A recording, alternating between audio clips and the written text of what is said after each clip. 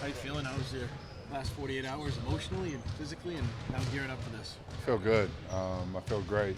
We're in a really good position. We've had some ups and downs during the playoffs, but I've said it all year, there's a resilient team that's learned a lot, I think, from the run that they had last year. So, we're trying to add on to that and finish it this year. You speak about that. Joe was saying that you go back to Game 4, stuff that you learned in the last series even, and took that with you into Games 6 and 7 as well. Things that you learn along the way, how much does that help the experience as you go forward? That's what it's all about. I mean, if you're not learning from your mistakes, your failures, you're not going to go far. You're not going to go far. You're not going to go further than they did last year. So this is a team that has learned, even from game to game, has learned and I think gotten better, progressively. What were the biggest lessons from the Sixers series, and how do you apply that here? The tougher team, the team with more effort, is going to win in the playoffs. Every team has a scouting report. Every team is, for the most part, paying attention to the details. But the guys that are going to get on the floor for 50-50 balls, that are going to clean up the offensive glass, those are the teams that are going to win. And Philly's a team that really pushed us in that area and made us really focus on those little things, and Miami will too. Miami's a team that does the little things really well.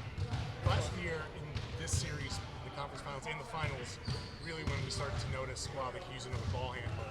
This seems to be like the spot where you can make a difference. Do you think about that? This could be your opportunity to kind of change the course of them and winning a championship? I sort of view myself as a guy that helps bring this team poised and sort of a game manager that can help slow down the game and keep guys organized. I think me, Marcus, and Derek are the guys to do that. And I think it'll be important for this series, for sure. There's a team that can speed you up, a very good defensive team. They make adjustments on the fly. Guys execute at a high level on that team. So for us, it's about taking care of the ball and getting the shots we want, which I think we will do. When it comes to like the zone defense that they're going to throw out there, how much do you think you personally can help us? I think I actually am a great fit to play against the zone defense. I penetrate, I make good decisions with the ball, and then I shoot the ball well. So, I think honestly we have 5 or 6 of those guys on this team that can do that. So adding another one in myself is a huge plus. What's the lineup change been like for you and Derek now joining you in that second? It's been great. I love playing with Derek. He's smart. He's honestly similar to me in terms of skill set, IQ, plays both sides of the ball. So I love playing with him. He takes pressure off me when we're out there together. So I love playing with him. He's the one that's really had to adjust more than anybody, starting all year and then coming off the bench in the playoffs. So definitely, hat goes off to him for, just having the humility to come off the bench in the playoffs and still, step up for us and play well. A lot of coaching changes happening around the league. You guys had one to begin the season. Slow has been kind of a constant with Miami. How do you kind of look at coaching in the league, especially going through the experiences you guys have? Man, it's a volatile position. Things can change, within half of a season up to All-Star break. A new coach can be in there, and people are already questioning him within a few months. It's a hard job to have in the NBA, and players know that. You can get traded at any minute. So, coaching is the same. There have been a lot of great coaches that have gotten fired. A lot of coaches that have, Monty Williams was leading the league in winning percentage over the last couple of years. It happens. It's part of the business, and I think, a lot of these coaches understand that.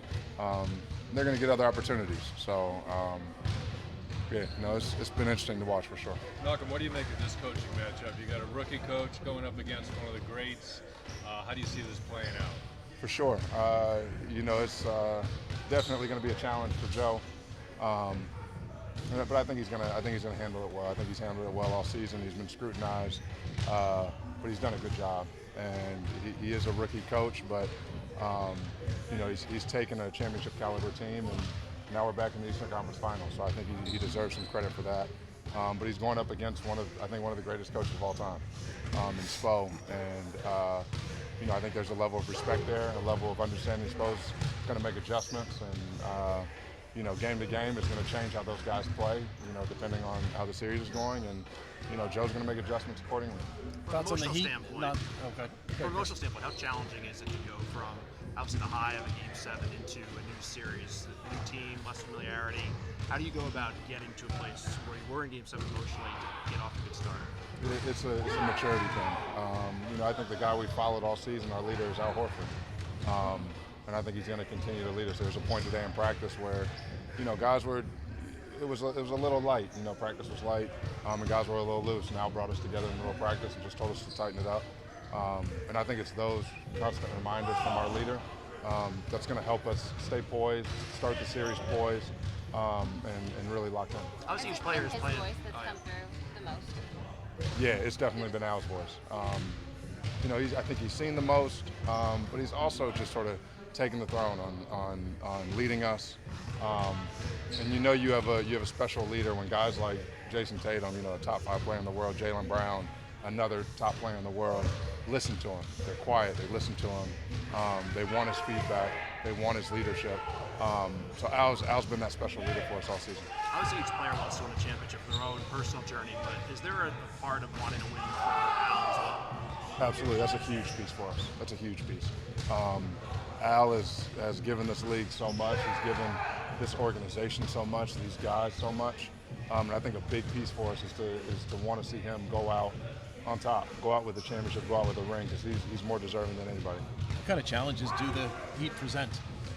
They're physical, they're versatile, they shoot the ball at a high level, and they got a superstar in Jimmy that's playing like one of the best players in the world. So on top of that, they have a great coach and staff. So they're a well-rounded group that out-toughs most teams they play. But that's not going to happen with us. Going back to Al, that last series, he was like in a battle with Joel, like a mental battle trying to solve the series, and all sorts of little adjustments. To get to this level of the playoffs, how much is it one in like those little adjustments and those little detail to be able to take the start away from like what they do best? It's important, and a lot of that is, some of that's coaching, but a lot of it is just effort. The attention to detail, scouting report, knowing which way you're sending a guy when he catches the ball, knowing who you're running off the line and who you can short close out to. That little stuff matters because it creates breakdowns if you're not paying attention to the scouting report. And for us, if our defense isn't good, our offense won't be good.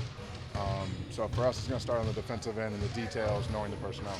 You mentioned You call them physical and versatile. They can shoot the ball out. What do you think they're saying about you guys? Talented, a great scoring team, versatile, offensively, defensively, switch a lot, and have the experience of going to the finals. So, I think a knock on this team last year was they don't have the experience yet. They're still young. And now I don't think people are quite saying that anymore. I think they have the experience. I think we, have guys in Jason Tatum and JB that have blossomed into, top 5, top 10 players in the league. So, I think it's a deep roster that, even when we make subs, there really isn't a drop off. You mentioned there's a humility to not starting. Where did that come from for you? Obviously, the 6th man of the year. Is that easy for you making this adjustment to the team? This is I think the easiest scenario I could have done it in, just the locker room we have, the teammates that I have, and the organization, the way they welcome me, the way they embrace me. But no, as far as personally, it's not easy. It really isn't. It wouldn't be easy on any team, starting your whole career and then coming off the bench.